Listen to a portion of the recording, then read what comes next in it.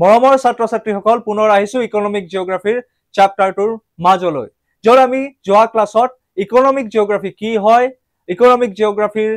কুৱেশ্যনসমূহ কি প্ৰশ্নৰ ওপৰত ভিত্তি কৰি ইকনমিক জিঅ'গ্ৰাফি বেছ কৰে সেইসমূহ আমি আলোচনা কৰিছিলো তোমালোকৰ মনত আছে নে নাই যদি মনত আছে তলত ইয়েছ ছাৰ বুলি কমেন্ট কৰিবলৈ নাপাহৰিবা আৰু লগতে মই তোমালোকক ক্লাছৰ পৰা এটা প্ৰশ্ন সুধিছো যে ইকনমিক জিঅ'গ্ৰাফিৰ ফাদাৰ বুলি কাক কোৱা হয় অৰ্থাৎ অৰ্থনৈতিক ভূগোলৰ পিতৃ স্বৰূপ বুলি কাক জনা যায় সেই প্ৰশ্নটোৰ উত্তৰ তোমালোকে কমেন্ট সেকশনত জনাবা আজি আহিছো আমাৰ ইকনমিক জিঅ'গ্ৰাফিৰ পৰৱৰ্তী পাৰ্টখিনি গতিকে পলম নকৰি আৰম্ভ কৰিছো আমাৰ আজিৰ সেশন সো লাষ্ট ক্লাছত আমি পঢ়িছিলো যে ইকনমিক জিঅ'গ্ৰাফি অৰ্থাৎ মডাৰ্ন ইকনমিক জিঅ'গ্ৰাফাৰ জৰ্জ চিজহমৰ কথা আৰু দুজন ইকনমিক জিঅ'গ্ৰাফাৰ আছিলে তেওঁলোকৰ নাম আছিলে CF Jones and GG Darkenwald তেওঁলোকে কি কৈছিলে তেওঁলোকে কৈছিলে যে economic geography is associated with productive occupation or activities and attempts to explore answers to why certain reasons are outstanding in production যে কিছুমান ঠাই কিয় কিছুমান ৰিচোৰ্চ অৰ্থাৎ কিছুমান সম্পদৰ প্ৰডাকশ্যনত কিছুমান সম্পদৰ উদ্ঘাটনত কিছুমান ঠাই কিয় আগবঢ়া আন কিছুমান ঠাই কিয় পিছপৰা আৰু কিছুমান ঠাইয়ে য'ত এই সম্পদসমূহ বেছিকৈ পোৱা যায় তেওঁলোকে কেনেকৈ ৰপ্তানি কৰিব পাৰে অৰ্থাৎ এক্সপোৰ্ট কৰিব পাৰে এই গোটেইখিনি কথা ক'ত আমি অধ্যয়ন কৰো ইকনমিক জিঅ'গ্ৰাফি অৰ্থাৎ অৰ্থনৈতিক ভূগোলত আমি অধ্যয়ন কৰো গতিকে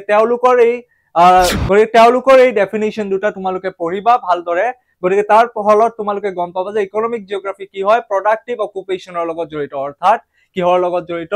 উৎপাদনক্ষম বৃত্তি আৰু বৃত্তি আমি 4 প্ৰকাৰৰ পাওঁ সেই সম্পৰ্কে আমি পঢ়িম যে চাৰিটা বৃত্তিৰ প্ৰথমটো কি হয় প্ৰাইমাৰী অকুপেশ্যন অৰ্থাৎ প্ৰাথমিক বৃত্তি এটা বৃত্তি মানে কি স্যাৰ বৃত্তি মানে হৈছে কাম যি কামৰ সহায়ত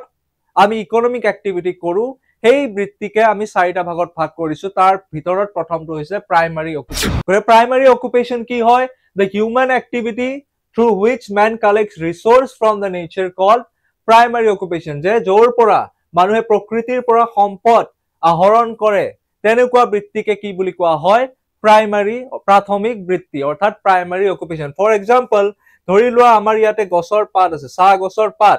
এতিয়া আমাৰ চাহ আমি যে খাওঁ আমিতো চাহ গছৰ পৰা পাত ছিঙি পেলাই নানো চাহ গছৰ পৰা পাত কোনে ছিঙি আনে চাহ শ্ৰমিকসকলে চাহ গছৰ পৰা চাহপাতটো ছিঙি পেলাই এই টুকুৰিটোত ভৰাই দিয়ে গতিকে তেওঁলোকে যে প্ৰকৃতিৰ পৰা আহৰণ কৰিলে চাহপাত কেইটা টি প্লান্ট কেইটা টি লিভছ কেইটা যে নেচাৰৰ পৰা ডাইৰেক্টলি কালেক্ট কৰিলে গতিকে এই ধৰণৰ যেটো বৃত্তি অৰ্থাৎ কাম তাকে কি বুলি কোৱা হয় প্ৰাথমিক বৃত্তি যাক ইংৰাজীত কোৱা হয় প্ৰাইমাৰী অকুপেশ্যন ইয়াত এখন মই ফটো দিছো য'ত তেওঁলোকে কি কৰিছে চাহ গছৰ পাত তেওঁলোকে কালেক্ট কৰি পেলাই এই টুকুৰিটোত তেওঁলোকে ভৰাইছে গতিকে এই যেটো বৃত্তি তেওঁলোকে কৰি আছে এয়া কি হ'ব প্ৰাথমিক বৃত্তি অৰ্থাৎ প্ৰাইমাৰী অকুপেশ্যন গতিকে তাৰ পিছত কি আহিলে স্যাৰ তাৰ পিছত আহিলে secondary occupation second the human activity through which man transform the commodities collected from the nature into usable form by using various technologies অৰ্থাৎ আমি যি বস্তু প্ৰকৃতিৰ পৰা আহৰণ কৰিলো তাক প্ৰযুক্তিৰ সহায়ত কি কৰো আমাৰ ব্যৱহাৰ উপযোগী কৰি তুলো এতিয়া চাহ গছৰ পাত কেইটা কি কৰিছিলো কি কৈছিলো যে চাহ গছৰ পাত কেইটা ছিঙি আনিলে গতিকে আমি সেই চাহৰ পাত কেইটাটো আমি চাহ বনাবৰ কাৰণে ব্যৱহাৰ নকৰো আমি কি কৰো চাহপাত যি কলা কলা পাৰ্টিকলছ ব্ল্যাক পাৰ্টিকলছ বিলাক থাকে হেয়া আমি ইউজ কৰো হেয়া ক'ত কনভাৰ্ট কৰা হয় চাহৰ ইণ্ডাষ্ট্ৰীত এই চাহৰ সেউজীয়া পাত কেইটা ব্ল্যাক কালাৰৰ এই পাৰ্টিকলছলৈ কনভাৰ্ট কৰা হয় গতিকে আমাৰ কি কৰা হয় আমাৰ মানুহৰ ব্যৱহাৰ উপযোগী কৰি তোলা হয় আমি ব্যৱহাৰ কৰিব পৰা বিধৰ কৰি তোলা হয় হয়নে আমি ইউজ কেনেকে কৰিব পাৰিম আমি কেনেকে ইউজ কৰিব পাৰিম তালৈ কনভাৰ্ট কৰা হয় গতিকে এই ধৰণৰ যেটো বৃত্তি য'ত নেচাৰৰ পৰা আহৰণ কৰা বস্তু এটা আমাৰ ব্যৱহাৰৰ উপযোগী কৰি তোলা হৈছে তেনেকুৱা বৃত্তিকে কোৱা হয় দ্বিতীয়ক বৃত্তি অৰ্থাৎ সেকেন্ডাৰী অকুপেশ্যন তাৰ পিছত আহিলে টাৰ্চিয়াৰী অকুপেশ্যন অৰ্থাৎ তৃতীয়ক বৃত্তি ইয়াত কি কোৱা হৈছে human activity through which commodities produced by means of primary and secondary activities reach the consumers মানে কোন আমি বিলাক যিয়ে আমি বস্তু এটা কিনিম বা বস্তু এটা কনজিউম কৰিম যাক অসমীয়াত কি বুলি কোৱা হয় উপভোক্তা আমি যি বস্তু উপভোগ কৰিম গতিকে আমাক কি বুলি কোৱা হ'ব উপভোক্তা এনেকুৱা বৃত্তি যিয়ে উৎপাদিত বস্তুসমূহক উপভোক্তাৰ কাষলৈ চপাই আনে অৰ্থাৎ আমাৰ কাষলৈ চপাই আনে অৰ্থাৎ produce goods বা commodity এটা কনজিউমাৰৰ ওচৰ চপাই আনে তেনেকুৱা ধৰণৰ বৃত্তিক কি বুলি কোৱা হয় টাৰ্চিয়াৰী তৃতীয়ক বৃত্তি অৰ্থাৎ টাৰ্চিয়াৰী অকুপেশ্যন আৰু আমাৰ কাষলৈ কেনেকৈ আহিব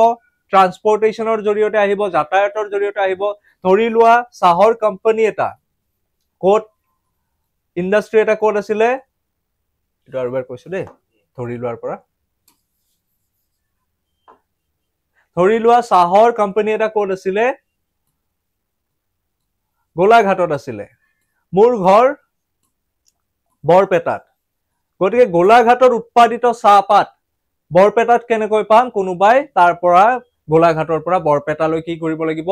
ট্ৰান্সপোৰ্ট কৰিব লাগিব এই যেটো ট্ৰান্সপোৰ্ট কৰা প্ৰক্ৰিয়া বা এনি মিন্স অফ কমিউনিকেশন এই গোটেইখিনি বস্তু কিহৰ আন্ডাৰত আহে টাৰ্চিয়াৰি অকুপেশন অৰ্থাৎ তৃতীয়ক বৃত্তিৰ আন্ডাৰত আহে ইয়াত চোৱা এখন গাড়ীৰে এই চাহ গছৰ পাতবিলাক কি কৰা হৈছে ট্ৰান্সফাৰ কৰা হৈছে ট্ৰান্সপোৰ্ট কৰা হৈছে গতিকে এই ধৰণৰ বৃত্তিসমূহ কি বুলি কোৱা হয় টাৰ্চিয়াৰি অকুপেশন অৰ্থাৎ তৃতীয়ক বৃত্তি এতিয়া আহিলে শেষৰটো বৃত্তি এতিয়া কিছুমান বস্তু আমি কি হয় আমি টেলিভিছনত এডভাৰটাইজমেন্ট দেখা পাও বা কৰবাত পোস্টাৰ বেনাৰ পোস্টাৰ এইবিলাক আমি দেখা পাও গতিকে এই বেনাৰ পোস্টাৰ বা এডভাৰটাইজমেন্ট সমূহে কি কৰে আমি যদি বস্তু এটা কিনিম আমি বস্তু এটা যে কনজিউম কৰিম আমাক বেছি ইজি কৰি তোলে আমি এডভাৰটাইজমেন্ট এটা চাই গম পাম কোনটো বস্তু কিছু বেছি ভাল কোনটো বস্তু বেছি বেয়া গতিকে এই সমূহে কি কৰে আমাৰ বেছি ইজি কৰি তোলে বস্তু এটা কনজিউম কৰাত The human activity through which the secondary and tertiary activities can be made more easy and productive is called quaternary occupation. আৰু এনে ধৰণৰ বৃত্তিক কি বুলি কোৱা হয় চতুৰ্থক বৃত্তি অৰ্থাৎ ইংৰাজীত কি বুলি কোৱা হয় quaternary occupation যি কাৰ্যৰ দ্বাৰা দ্বিতীয়ক আৰু তৃতীয়ক বৃত্তিসমূহ অধিক সুচল অৰ্থাৎ অধিক ইজি কৰি তোলা হয় আৰু ফলপ্ৰসূ কৰি তোলা হয় তেনেকুৱা বৃত্তিকে কি বুলি কোৱা হয় quaternary occupation অৰ্থাৎ চতুৰ্থক বৃত্তি এক্সাম্পল হিচাপে ইয়াত দিয়া আছে বেংক বা অন্য প্ৰতিষ্ঠান প্ৰচাৰ মাধ্যমৰ জৰিয়তে আমি বহুত কথা গম পাও